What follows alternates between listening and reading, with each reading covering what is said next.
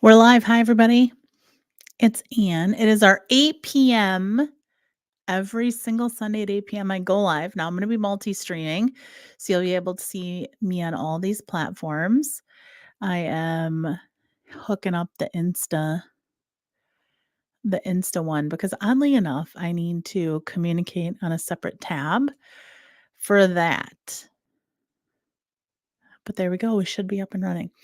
So one of the things that for March that I wanted to talk about was redefining and reassessing what I think all of us mean when we think about movement. Now, one of the wildest things about movement, I think, is that a lot of us have a very ableistic approach, right? We immediately think that movement has to mean that you're exercising, that you're walking, that you're engaging in that sort of way, right? You're getting back to the gym, a lot of people say, right? Um, and all of those things are important. I always, I grew up in a scholar athlete and I loved sports. I loved moving. I loved everything about it. It genuinely was a way that I channeled, I think, a lot of my at the time, like mental health and perfectionism and the things that were coming up and some of that performance anxiety, I really got to like work through. I think it helped me with social skills. I think it helped me with healthy, competitiveness. I think there is such thing as healthy competition, and that's what it kind of did for me. And movement just became a way to like channel things outside of my body. And what I realized is why I'm really dedicating my March. So every single month, anybody that doesn't know, hi, I should have introduced myself. My name's Anne. I'm not only the um, podcaster for Skull Meat Loaf podcast with Ann C. Tarot on all platforms, but I run a business and I do spirituality work. And I'm also a professor, a clinical supervisor, and a therapist. So I have a lot of like kind of these very, healing self evolution roles. And I'm, working on combining all these roles and figuring out how to do that, right? How to effectively do that. Um, oh, hi everybody coming in. I see Phoenix. I don't know who else is here, but either way, redefining. So with all those roles, every single month I do challenges and I do topics. Now that used to be on TikTok, but now I'm multi-streaming to all platforms. So right now, hi to everybody on Facebook. We have LinkedIn, we have YouTube, we have Twitch, we have X, and we also have Insta. For my Instagram people, it is a little bit delayed. So as far as like if you comment, I got to switch back and forth because you're not actually on my multi-stream. Instagram hasn't made it where I can do that. So I wanted to let you know that if it's a little delayed with my comments, it's not because I'm ignoring you. You're very important. I just wanted to let you know that. But on these, hold on, let me double check. Okay, good. One of the things that I wanted to work on for March was movement. So I'm doing 30 days of movement on my Instagram and Facebook. You'll be able to check out every single day. I have like a challenge that you can do. And a lot of the challenges for this month, anybody that has been looking at them or doing them will notice that most of the things that I do on those platforms has been just us redefining what the heck it means to move. Right. So if there is anybody here, and hi, other people, I see there's about a few people on Instagram, some on Twitch, hi, some on YouTube. If you feel like commenting, you can. This will be done at a later date too, so that people can watch the recording. Um, one of the things about movement specifically was a lot of those, like I said, challenges and questions were about us redefining what movement means. And it's not just physical and it's not just for ableist or people that can physically move with their bodies. It is, in fact, the concept of spiritual movement. And spirituality is anything that you believe in that's bigger than yourself. You'll hear me say, I don't care if it's baseball, God or gods or Gaia. Doesn't matter to me. It's all welcome here. It's just having faith in something. But there's faith or movement in like our identity with the world around us, right? And then there's just, right, there could be physical movement, but also redefining that. I think there's mental health and movement and psychological movement, that there's some sort of things that you're working through or working on that you can really start identifying that. And I'm trying to think. Psychological, I had to think inside my head. No, I don't take notes. This is all off my brain. Psychological, physical, yeah, emotional kind of fits with psychological, and then spiritual. Those are the ones that I really wanted to cover. Um, And I think that with psychological and mental, it's also just like goals and movement and things. And there are those of us probably that are watching today that are like, I don't know how to slow down. I'm, the opposite. It's not that I don't, that I have concerns about not having direction or motivation or a push or movement, but it's I don't know when to slow down my brain or my body from wanting to move. And that could be very different. And I think everybody does have different experiences. So it is our relationship with movement. So I'm curious again, at any point, probably on Instagram, my guess is you guys might be having maybe some issues with commenting because I got a text from somebody. One quick second. Let me see if I can actually pull it up on my backup account. One second. Let's see. Let's see if it's going to let me do it. Okay. There we go. So now I can actually, one thing I love about technology and the creativity of it is I can actually put my phone up here for Instagram comments in case it's slower. There we go. I think we can make it work now. Okay. Always be creative with how you do things. You have to. So thanks everybody. I see that there's 3 people in my Instagram. I'm looking up on the top left corner because I got my little thing that's sitting here. Anyways, so let's first talk about you okay, babe? I'll be right. Are you sure? I snapped the board in half. Are you all right though? Oh, I'm fine. I'm gonna get off work and finish it tomorrow because I'm really upset. I understand. I would be upset too. Sometimes I understand. I'm actually genuinely sorry that happened. That stinks, babe. So speaking of movement, there are sometimes things within movement that don't work out. Just like my poor partner, he's been working on fixing one of our cupboards. Because the person that had the house before us decided to basically put cheap plywood fixes on everything. By the way, be careful when you're buying houses about that. Uh, but movement would be like knowing when to stop. So he's literally been moving, I'm just using this as an example, moving and doing this stuff for a couple hours, right? And then the board snapped, something happened. And some people would not be able to like let it go. Not be able to, you don't need to be sorry for interrupting. Tony, you're good. Tony just said on YouTube, sorry, don't be sorry. But yeah, that's the thing is you have to know when to stop too. Yes, I'm saying it's all you overachievers and perfectionists. You have to know when to stop. If you feel like this is targeted at you, it probably is. You need to know when to stop. Okay. Everybody has that and everybody has to do that. So let's go back to what we were talking about with like spiritual movement, psychological and emotional movement, physical movement. I think the first thing we really have to cover and really have to talk about is grind culture. It's things that are going outside of us that we don't have control over.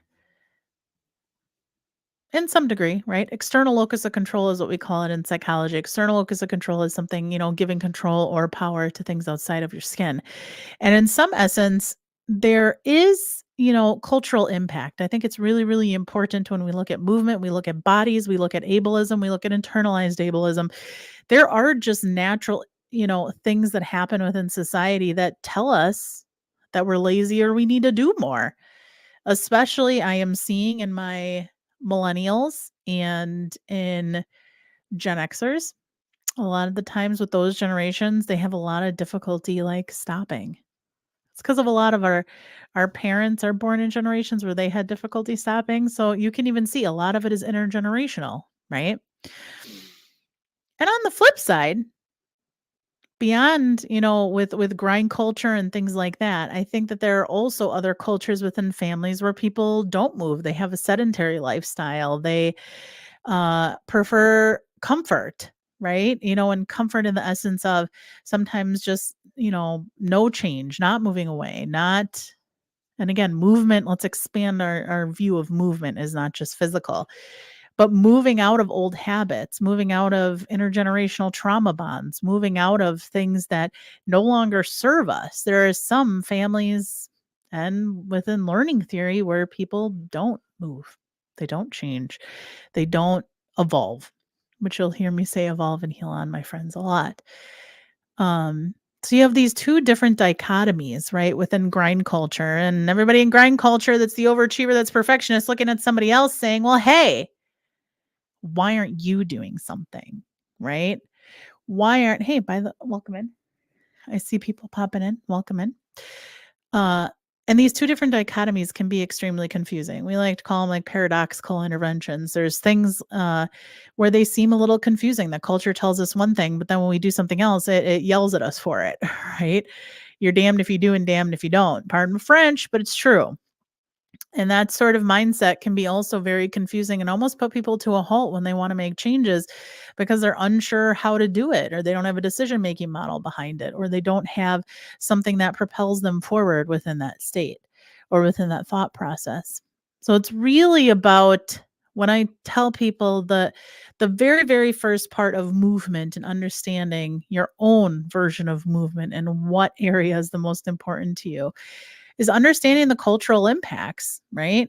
It's not just DEI and diversity, equity, and inclusion from that point of like isms and other things that are around us that impact us, especially when it comes to like disabilities or different populations or um, different at risk populations that go through more with movement or making changes, right? Sometimes people in the family that make changes can be seen as the bad guys or the black sheep, you know what I mean? So it could be a little confusing. It's first important to step back and understand like how your culture and things around you really impact you. So, if you are listening or you are in our chat today, and thanks for joining us, what are, if anybody wants to comment, like some of those barriers? What are maybe a cultural, thanks, Tony. What are some of your cultural barriers or things that, whether it's an ism, whether it's grind culture, whether it's your own mindset, whether it's a mindset you got from your family that you're trying to break? What is something that impacts your version of change or movement physically, emotionally, spiritually? Something about evolution or self evolution that holds you back or becomes a barrier, makes it more difficult.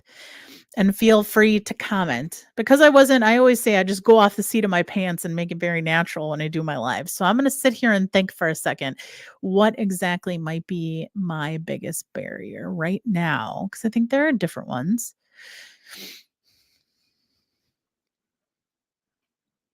I really do think, and if people comment, I'll make sure to like pin the comment and make sure to say that. Oh, I'm going to wait. So Tony on YouTube said having to be both more sophisticated than your average person and more ghetto than the average person. That's so Tony, like even if you like expand a little bit more on that, because I think that that makes a lot of sense. I know that um Tony, for people that don't know, Tony is my partner, but one of the things he's really taught me is expanding my mind on different socioeconomic status, different upbringing.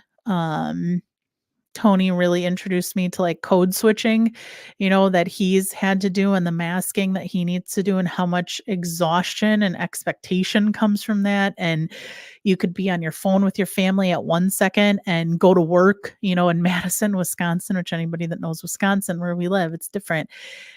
But those two things, and that is exhausting. That's something that I don't not need to think about, but I don't consider thinking about. And that's the difference with, I think, privilege and entitlement. That's the DEI component of this that people don't talk about.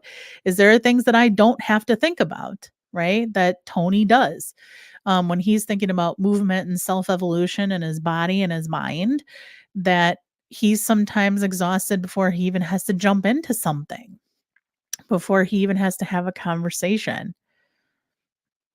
So let's see. Tony says, coming from here, we can actually put it on the bottom. So you'll see it like down on the bottom of the chat here, which is very cool. We're a fan.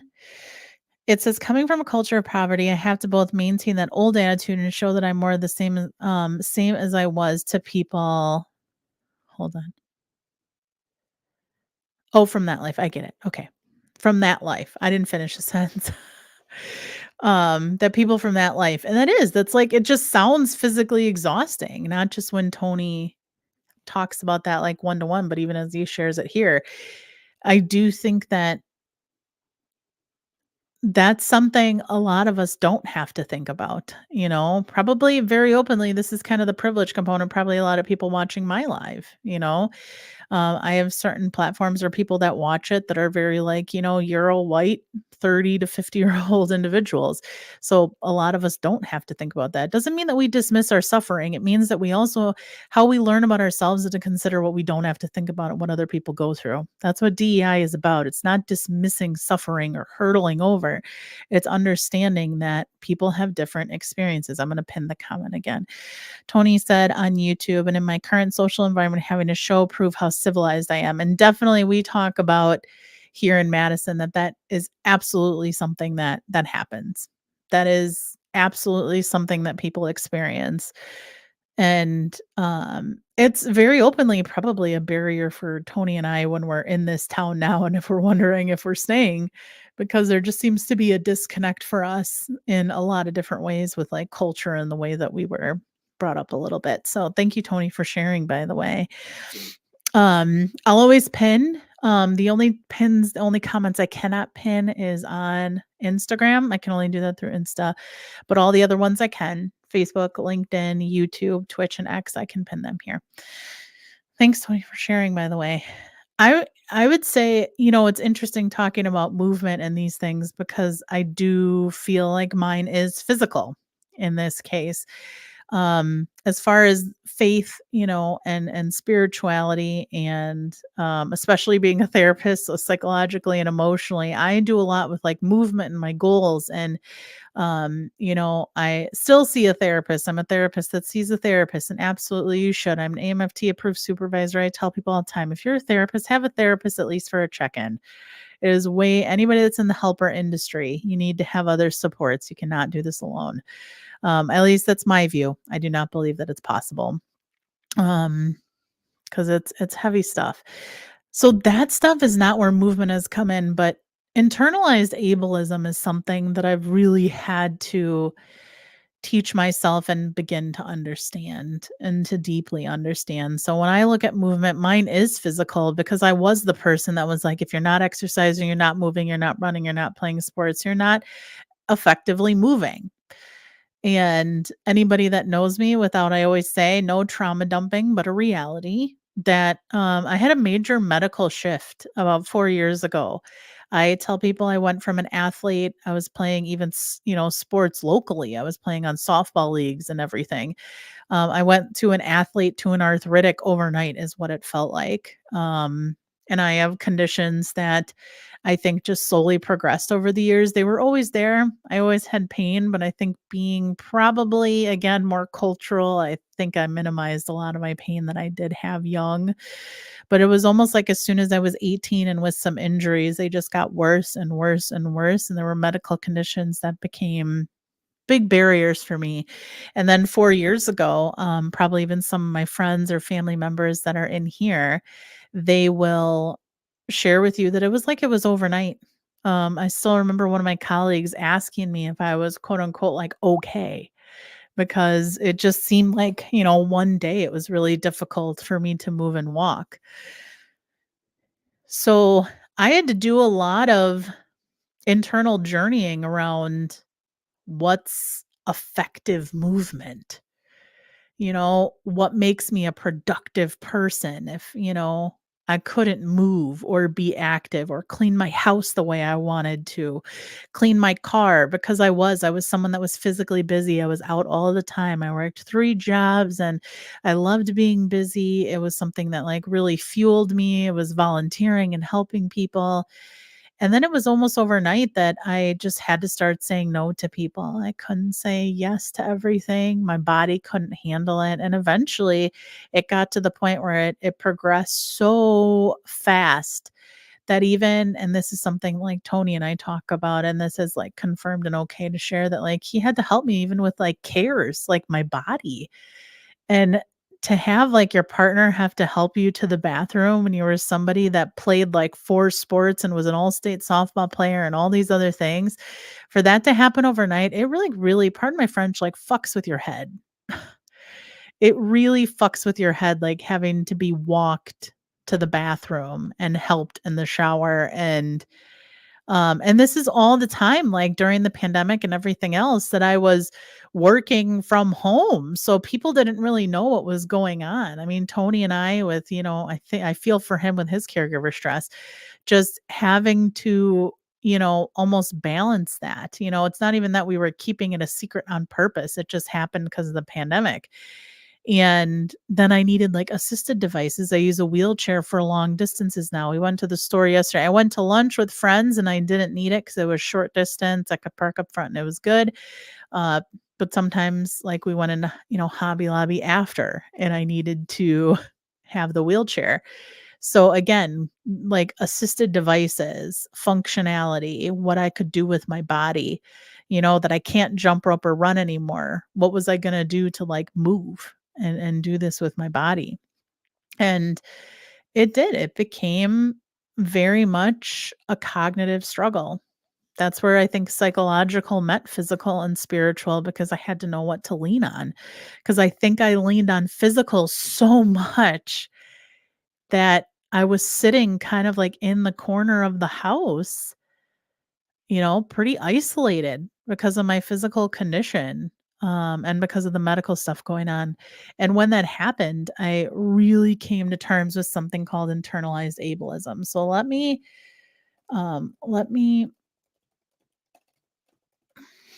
I just want to look it up, like, what the working definition is really quick. So obviously you can look this up on National Institute of Health, NIH, they have it. There's definitely stuff on the EPA. Trying to give reliable sources because there's a lot of other things. But um, I one of my favorite, there's a website that I'm learning more on and about, and it's neurodiverging.com. And I say that because it's not a medical source. So I will tell you if something like, it's NIH or CDC, right? I normally try to give like evidence-based like models, even though that's not, this is all these are educational only. Here, let me put my fun little thing. Let me see. Where's my banner? Where's my banner? Here we go. All posts are educational only. They don't replace medical treatment. I'm not being a medical provider. I'm not a therapist. I'm not a supervisor. I'm not anything. This is me just sharing information and lived experience right now. Um, So this specific website is just one that like I've been looking into more and just personally outside of my work. But it talks about internalized ableism as the way an individual absorbs and applies the beliefs and moral judgments of the dominant ableist culture at a subconscious level. How we absorb and apply beliefs our society has about disability, both to ourselves and others that we see ourselves in. And for me, I think being plus size and seeing all the isms, and I very much see ism with size. Sizeism is an absolute thing. I have been under 200 pounds and I have been up to 600 pounds. So I tell people I have seen how I've been treated differently. People physically avoid me even yesterday when I was in a bariatric wheelchair. I am not a socially sensitive person. I am actually someone that is extremely confident, and people that know me know that about me, that I am a very confident person. So it's very interesting, being a confident person and being aware, socially aware of how differently I'm treated, even just in a wheelchair, specifically a bariatric wheelchair, to when I was playing sports, and the assumptions that come with it. And that's not a boo-hoo story. I'm not sitting here again like any sort of like trauma dump to get any sort of like, sympathy or compassion. I'm sharing it from a lived experience because it's educational, because it's important for us to self-reflect and to learn about that. And for me, internalized ableism was the thing that really helped and healed me. The thing where I really got to understand very deeply the very toxic self-judgment I had with that ableistic mentality, that I was literally not a fully functional human that was useful to society in any capacity because I couldn't stand up. I couldn't play sports the way that I used to. And I know that I am not alone in this because people that age, they have medical conditions, they have car crashes, they have things that come up. Even people that sometimes, post pregnancy, they have medical conditions come up, right? They have this wonderful, beautiful thing like a baby, and then they have medical conditions like, right, gestational diabetes and some of these other things that like come up that it like affects their body and their health. And it's one of those things that, yes, we love the baby, we love, all these other things, yet we can also understand that how difficult that would be for somebody coming out of something beautiful, that something scary happened. And, you know, are we enough for people around us in our relationships and what we do? And I realized how much culture told me it was like not okay to slow down or to stop or to be sick or to have a physical disability that actually had nothing to do with me, and that I was sitting in a wheelchair as a fat person. And I do say the word fat. I own it. I even have this is actually funny. I actually my hoodie. Oh, let me make sure I didn't have comments. What do I have on here? Here we go. It says hold on, I'm trying to, like, get rid of my thing. So it says, "Still fat, still paid, still sexy." That's actually my hoodie right now. I think people are scared of the word fat, and it mostly has things to do with them. Fat is literally just an identifying word, another word for obese or morbidly obese. It is not something, and I tell people all the time, it is not me romanticizing being fat. It is not me romanticizing morbid obesity or obesity. I say that health needs to be the key, and that's what movement is about, is health. It's just us redefining and being more inclusive so that we're not boxing people out that do want to be healthy, right? That do want to do those things. Because for like my lived experience, um, I did not sign up for this shit. Like, I know that there's people making assumptions that I signed up for this shit, but there were 3 dormant, under-medicated things that because I was fat and because I was bigger were not getting treated, which in turn was making me bigger. And it's not to blame the medical. I literally have a slew of and thousands, probably $25,000 that I spent in my personal money because I was blaming myself. And the medical community was blaming me, saying that because I can't move, my back pain, everything else, it was because I was, fat or because I was bigger. Um, and I was trying to explain to people that I'm like, yes, I understand the food, but I literally eat less than everybody else. It's at the point where it was just not healthy. Like 1,200 is what, even at the lowest, you're supposed to go for a calorie deficit. And I was at that point and I was still gaining weight because of the medications they were treating me with and everything else. And we don't need to go into all that junk. But here's the reality is sometimes fat is just a word and people have no idea what goes behind it. Right. So when someone says just exercise more, go have go eat less calories. There's those of us that are doing those things and we're still gaining weight. And there's still everybody blaming us saying we're not doing enough. And no, that doesn't count for people that have, emotional eating or other things, or they aren't doing the work or they're sneaking things in. That's not including that. But I do share my 600-pound life. This is the real story of a 600-pound life, and I am that person. And what I'm talking about today is the and I'm not 600, and I'm very open about it now. I just hit under 400. I have no shame in saying it to people. I used to care about that number so much. I don't know because it's empowering to me because I was at death's door and now I'm not. I'm literally fighting for my life without leaning on any sort of culture person. But that's because I did the work about internalized ableism. I did the work about what movement meant. And I did the work that even if my body wasn't doing this, there were still some things that I could do. There was still hope. It doesn't matter that I was in a wheelchair, but I still could do things. There was chair yoga, there was chair tai chi, there were arm circles. My partner could help me move. I could literally get up as much as I could. Maybe it was freaking standing for 5 minutes. Maybe it was, and for me, like, by the way, I've hit that. I literally took a 5 minute shower today and I did not stand, I did not sit down once. 6 months ago, you guys, I couldn't do that. I couldn't do that. Literally, I tell people I was getting assistance from, a caregiver slash partner to help me shower. And now I'm at the point where I can do that. And that's a will to live. That is what that's about. And my point of that is like, because I was an athlete, I had to fight that internalized ableism that, like, if you can't move, you're a piece of shit. If you can't do these things, you're not enough. You're not a good friend. You're not a good partner. You can't do this. And that's not even going into the sexual health stuff, by the way, guys. That's not going into all of that. That's something for relationships and sexual health. That's for another month. But know that sometimes our internalized ableism of what we're capable of, hi, Burr, what we're capable of and what we do and everything that we go through is based on like what culture has told us and what we keep telling ourselves. And until you break those bonds and you fucking get to know yourself outside of those cultural expectations, the super ego, what Freud loves talking about within psychology, right? That, well, loves, like, he's still here. He's gone. Freud's not here anymore.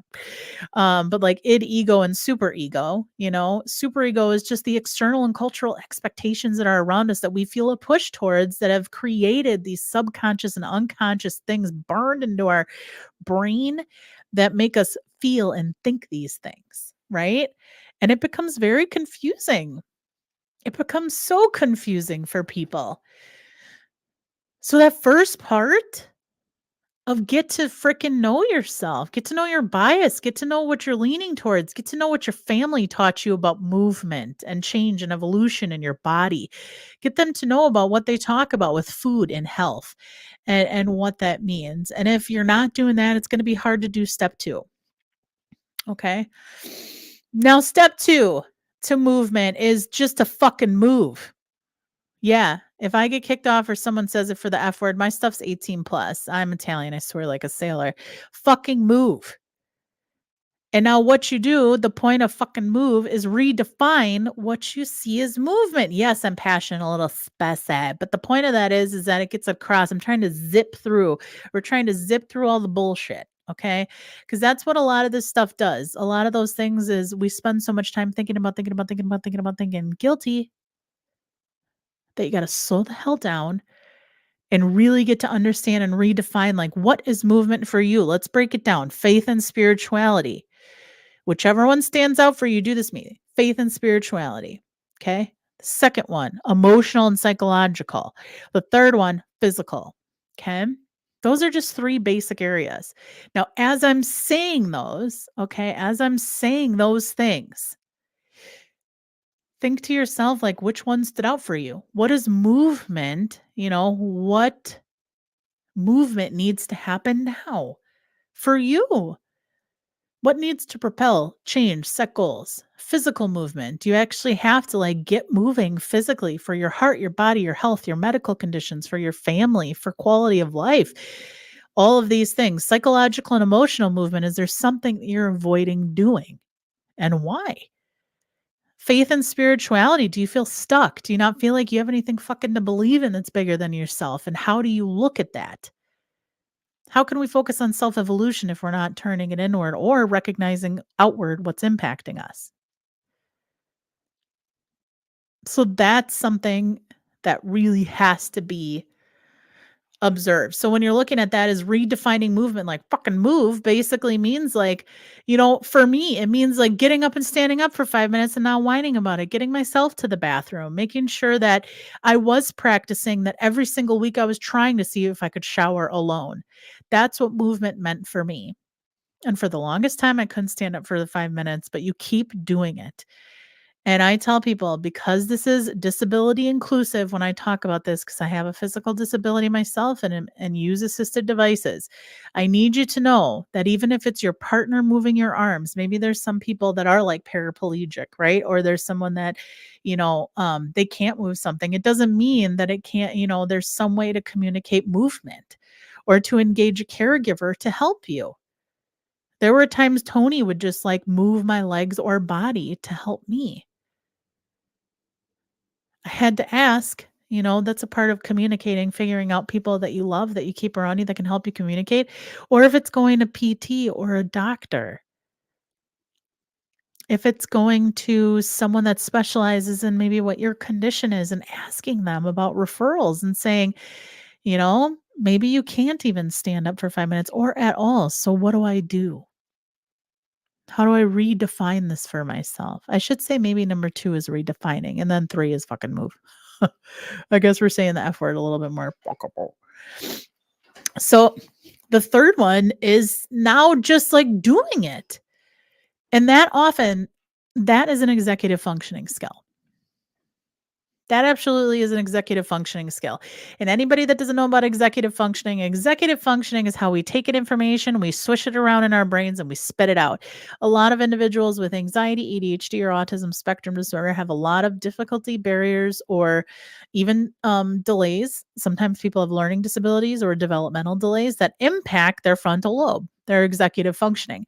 Um, so please, like, medically consult with your care team if that is something where you need someone that's an executive skills specialist, a coach, or a therapist. Seek it out. Talk to your medical providers about that. Because some people truly do. They say, like, I can't get motivated, right? As somebody with, ADHD myself, and no, it's not one of those things like it was cool because everyone's getting diagnosed. I was diagnosed almost 20 years ago.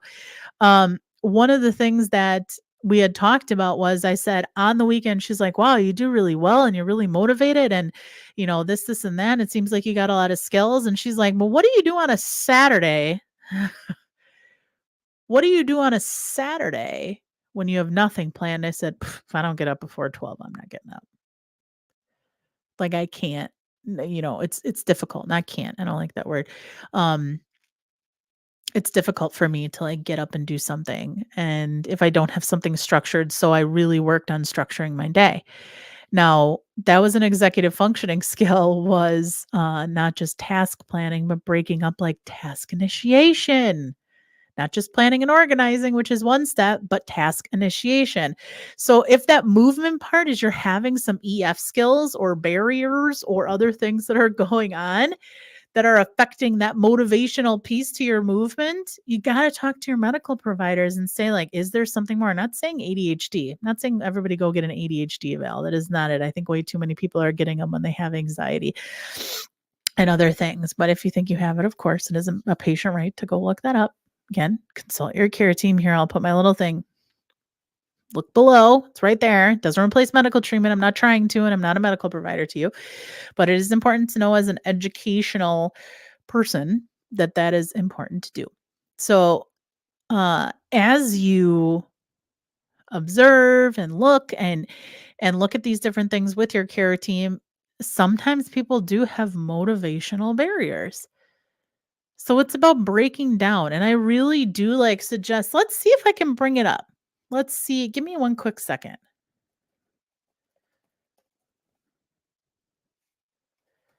Let's see if we can pick it up. I don't know if people can hear me. Tippy tap, tippy, tippy, tippy tap, tippy tap. I was so tippy. Tippy tap. Let's see if we can find my little wheel. I normally have it on my work computer, but obviously I'm on my personal computer. It brings up a lot of kid ones. There is one. Oh, it's because I accidentally put picture books. Okay, here we go. Let's see if I can actually bring it up so people can look. Now, the reason for me bringing this up is you have to understand, again, like, your hello wildflower, your barriers with, movement, and whether that's, again, psychologically, emotionally, spiritually, and faith, or whether that's with, even scientifically or physically, right? Being able to break down and see where the barriers are to movement. We talked about culture, we talked about internalized ableism, we talked about our own redefinition and how we kind of battle that ourselves. And now there's, like, the medical component. Like, if you actually have a medical component to this, you need to consult your care team to get some help.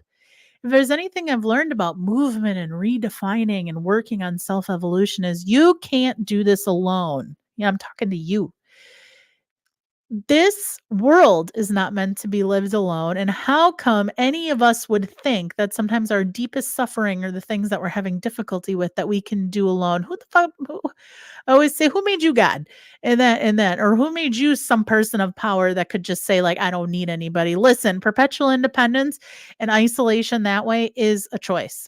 Okay. And perpetual independence is not something that's helpful. And I could tell you because I was a perpetually independent person and it's not, it's a toxic mentality, just like, codependency or people that feel like they always need to be around people. There's a balance. But if you are really suffering and having a difficult time with movement in any area of your life, you need help. Being called out, welcome, you came in at the right time. No, just kidding. So we're talking about executive functioning. So let me see if I can let's do like a little thing here. I'm new to the like multi-stream. So let's see. I think that I can actually share this. So I'm pulling up. This is actually the one that I use with my it's asking me to sign up for a newsletter. No, thank you. Let's see if I can share. Give me a second. Sorry. I know we couldn't hear me. 1 second. Present. Share screen.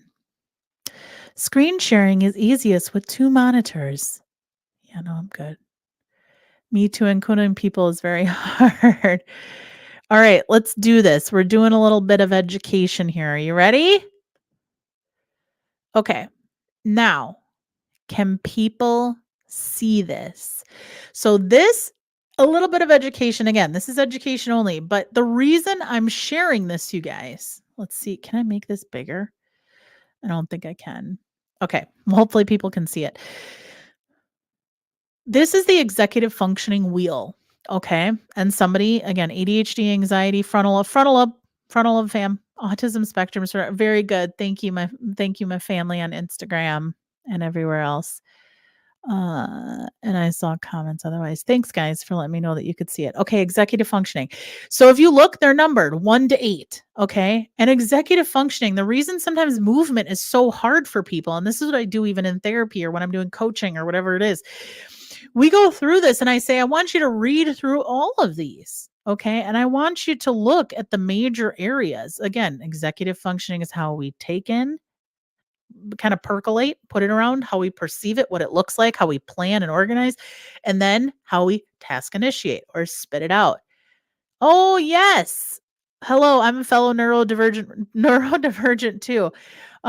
So this was like a game changer for me, Wildflower. This was so anybody that can't see Instagram, Wildflower said neurodivergent with anxiety. So this is resonating big time. So, how many people say, like, especially to a neurodivergent brain or somebody with ADHD or anxiety or whatever else, they're just like, get your fucking act together, right? Like, get your just fucking do it. We find with ADHD that this came from a specialist. Okay, there's specialists. I'm ADHD like certified and trained. One of the things they say, it's not that people don't want to do something. It's that sometimes they really can't. Their brain has some sort medically some barrier within the executive functioning field. I do it to myself. Hey, Phoenix, at least you know that. But I want to make sure that that's not internalized ableism either. Because sometimes people do have avoidance, but let's just like hang tight and let's look at this. Okay. Because I thought that it was myself too until I learned about internalized ableism and culture and everything else. And I could separate what was me and what was everybody else and what was I taught. So that is what today is about. So when you look at number 1, it says impulse control, thinking before you're acting, emotional control. Number 2, keeping the feelings in check. So how many people, especially those with anxiety and ADHD, that overstimulation, I shouldn't say that, people with autism too. When you're high emotion, it's really difficult because if you're flooded, you can't make rational decisions. You can't execute decisions because you're high emotion. So then you got to learn to deal with your emotions first before you start making movement, right? Flexible thinking. So those of us that are rigid thinkers, hi, it's nice to meet you. I'm a recovering rigid thinker, let me tell you. So those of us that are super rigid is how to adjust to unexpected changes. So some people that have difficulty with movement or change or self-evolution, sometimes it's about what are they being rigid about? What are we trying to hang on to? Right? For me, it was my perfectionism trying to hang on to really being uncomfortable with failure. So I wasn't hurting other people. right? So that was deep digging, psychological digging, and DEI digging. Let's fast forward to working memory. Some people actually just have development or memory issues.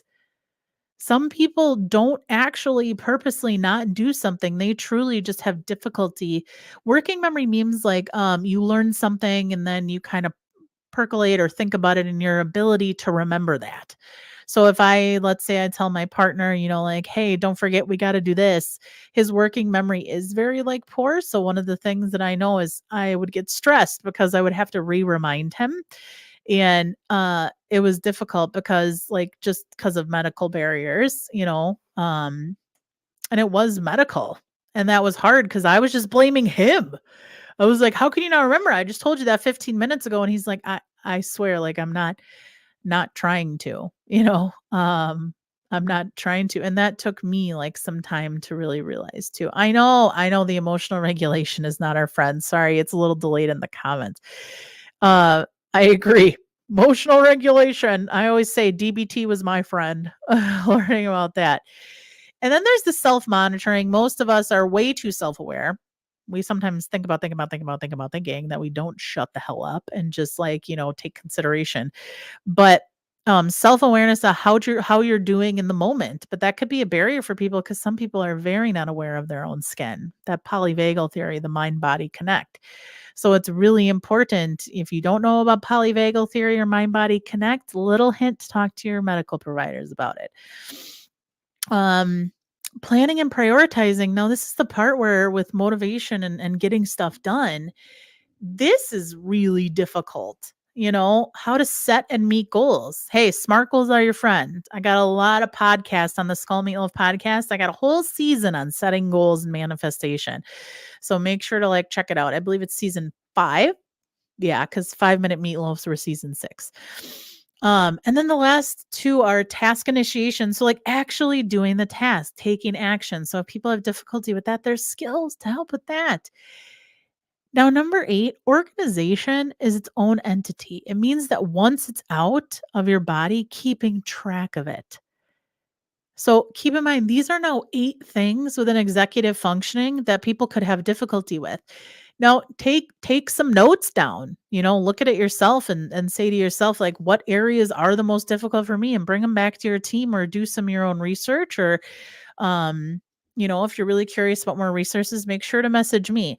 But the whole point of today was to really educate and talk about movement and redefining it for ourselves, our culture, how it impacts us, how we redefine it ourselves and do the hard work that's, again, hard to do. And then the third one about just fucking moving and doing it. Self evolution is this gorgeous, beautiful thing that we have, a rite of passage to for ourselves, to better not only ourselves, but the greater good. Um, it is really kind of like a part of that. So I'm going to stop my screen. You'll see me come back. Okay. Hi, here I am. So thanks everybody for sharing. I think that like consistently we had between the various platforms, we had about 15 people tonight. So I really appreciate you guys coming in from all different platforms. And I just wanted to say thank you. Every single Sunday at 8 p.m. Central, I do go live, and March is about movement. We are actually, so next weekend is my birthday and my nephew will be here. So I will not be live next Sunday because family and celebrating a year around the sun is the most important thing. That I will not be available next Sunday, but I will be here for the last Sunday of March and then all the ones after that, unless otherwise noted. So 8 p.m. Central every single Sunday. Make sure to check. You can see me on Facebook, LinkedIn, YouTube, Twitch, X, Instagram. I'm no longer on TikTok. I've put all of those on pause. I know I had about 42,000 followers across the platforms there. So make sure if you like know someone that knows me there, get them over here so that they can multi-stream with us here. But I will not be doing TikTok right now. So I really appreciate everybody hanging out with me today. And it was a blast. We learned about executive functioning. We learned about internalized ableism. We learned about like movement, some working definitions. There was some education to be had here today. So that's what you can expect. I love science meets spirituality meets lived experience meets people. So there's any topics that you have of interest. Again, March is movement, and April's going to be a surprise. I'll share it with you. You got to come to see what it is at the end. I have all the 12 months planned out. So make sure to check out Instagram and Facebook. I have the 30-day challenge, 30 days of movement for March. Every single day I post a challenge that you can help redefine and think about physical movement, and that is disability inclusive. Please make sure to check it out and keep checking out if I could say check out one more time, you could just check it out and then you could check it out and then we're going to be checking it out. Jesus. And then hearing myself in my own head saying it. And I'm like, speaking of executive functioning, good Lord. Um, yeah, make sure to message me and connect. I am a huge fan. You can find me on all platforms. Let's do our fun little banner. God, I love this multi-stream thing because I just get to use this. Follow me right here. Follow me for on all the platforms. Thank you for the like. And see Tarot on every single platform. The only exception is Twitch because you guys are watching me on the Skull Meatloaf podcast, which I do have an Instagram for that too. And you could see it here. Boom. Skull Meatloaf podcast with Ansi Tarot. We are doing season 7 called Epoxy. I had my first episode. I was lucky enough to be with my partner, who is also a medium, and it genuinely has helped me grow a lot in the last 7 years. But he talked about his epoxy. They're 5 to 10 minutes. They're super short. I love short episodes. I did my first video episode with my own lived experience. So you can check all these out on all these platforms. I'm everywhere. So if you are neurodivergent, you're someone that loves seeing all these things on different platforms, you can get us anywhere. Yeah, but make sure to check it out. And if you can, any rating you can leave if you love it, or send me a message to give me feedback. It is always open door, and I would love to hear it. Our last, so again, not here next Sunday, but that following Sunday, we're actually going to be doing chair exercises, a disability inclusive chair exercises. The last, how I break up my lives is the first live of the month is about education. The second one is kind of a debate or a difficult topic that people don't like talking about. The third one is kind of up in the air / our ability to connect to each other, sometimes follow parties, things like that. And then the fourth one of the month is normally a creative one. So this one is movement. I'm crossing my fingers. I'm actually trying to hire somebody to come do it with us, that they can go on the multi-stream and actually do chair yoga or chair tai chi with us rather than me sharing what I know because I'm not an expert.